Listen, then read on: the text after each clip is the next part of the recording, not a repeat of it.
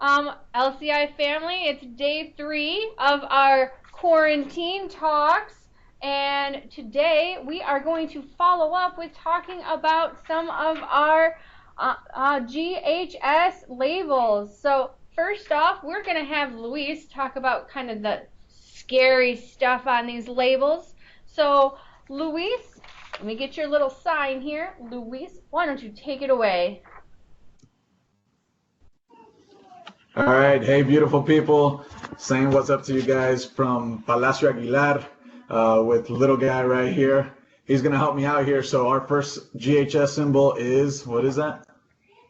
Uh, Exploding bomb. It's the exploding bomb symbol. All right. So basically, what that symbol means is that you're gonna have explosives or anything that might be self-reactive, organic peroxides. Sounds pretty crazy, but really, we should hopefully never see this in our facilities. You might see it somewhere like you might see it on ammunition, or if you were in the military, you might see it there. Or if you happen to work at a chemical processing plant, probably you would see it there. So that's our first one. Next one, what's our next one, dude?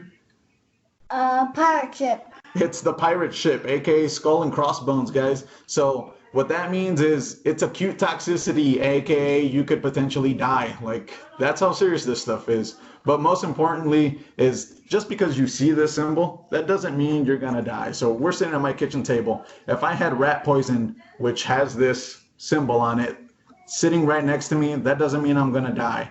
I have to have it inside of something and ingest it potentially, or ingest it by itself, right? But just because it's sitting next to it, that doesn't mean it's going to pass or end up making me die or anything like that. So keep that in mind, that it's all about exposure, all right? And then the next one is Exclamation. exclamation mark, all right? So that basically means for you guys that it's going to be an irritant or something along those lines. It could potentially mean all the way up to acute toxicity, meaning that it is pretty harmful for you if you end up being subjected to that and exposed in a different manner. So keep those things in mind. So remember, we had exclamation, which is an irritant, up to acute toxicity, exploding bombs, which means exploding, right? Explosives, hello. And then skull and crossbones, or like little man said, pirates, right? Acute toxicity could potentially be dangerous if ingested. Back to you, Lynn. Awesome. Thanks, Luis. And that was really exciting. We could think of with the explosives, guys, we think of 4th of July, right? All of our explosive stuff would have all that. So it goes. All right, next off, thanks, Luis, we have Chance. And Chance, why don't you take it on over?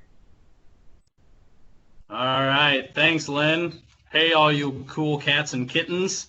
Today I'm going to bring 3 more symbols to you. We're going to start with health hazards. So this can include carcinogens, respiratory, target organ toxicity, and aspiration toxicity. And, very similar to what Luis was saying, it's all about the exposure to it. Just because you're next to it doesn't necessarily mean that, it's going to explode. Next is oxidizing. So this can be a gas, a liquid, or solids, basically stating that this is an accelerant in the presence of an ignition source. We want to make sure that we're keeping those kinds of things away from our ignition sources.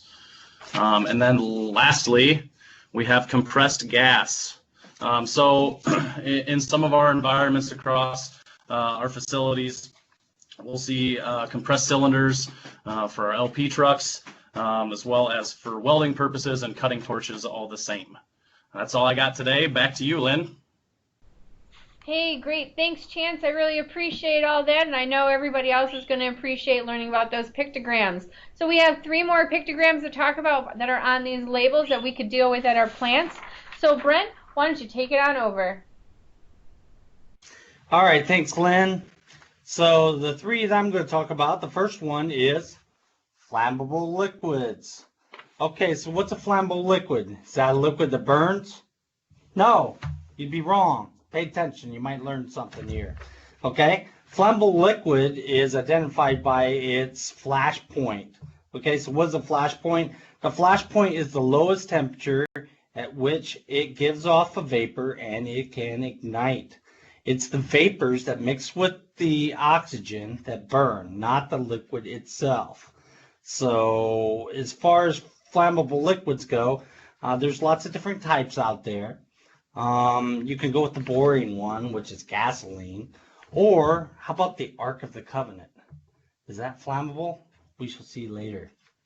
But flammable materials, the hazardous material information system of flammable liquids, they have a flash point of 37.8 degrees Celsius or 100 degrees Fahrenheit.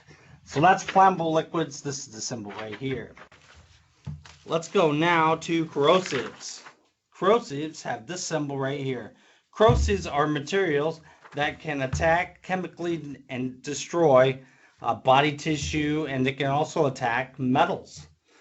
So a corrosive could be an acid. You think of acids like vinegar. Vinegar's acid, or hydrochloric acid. Or they could be bases, which are alkalytic. And there's lots of scientific stuff as far as how that chemical reaction happens. But just remember that corrosives, they can melt your face off. So these are not things you want to mess with. Again, what could be an acid or a base? Maybe the Ark of the Covenant again. I don't know. We'll see. The last one is environmental. Environmental symbol looks like this. Now, when we think about environmental, we think about poisonous stuff, right? Why am I eating French fries from this unknown container? That's because environmental can be lots of different things, okay? Like beef tallow, or animal tallow, or animal fat. That can be an environmental thing. If animal fat, like a truckload of it, spills into your rivers, it can clog up the fish's ability to process oxygen. And so that can be an environmental hazard, and that's why things like you would fry your French fries in can be an environmental hazard, okay? So these are the three different symbols. Now, what's this Ark of the Covenant stuff? Is it a flammable? Let's see.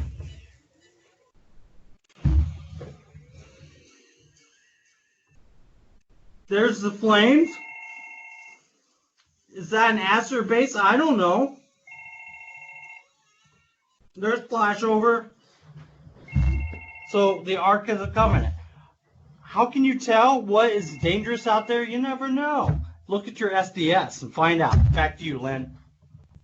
Hey, great. Thanks, Brent. I really appreciate it. So, guys, just to recap what we were talking about today. So we were talking about how on the labels that there are symbols and hazard pictograms.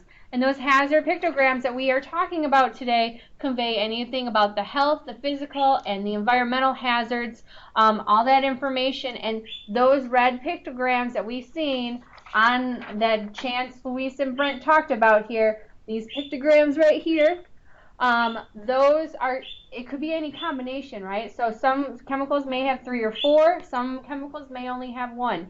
But those are the things we want to look out for, and those are the things that we need to make sure are on our containers then when they come in, and our secondary containers.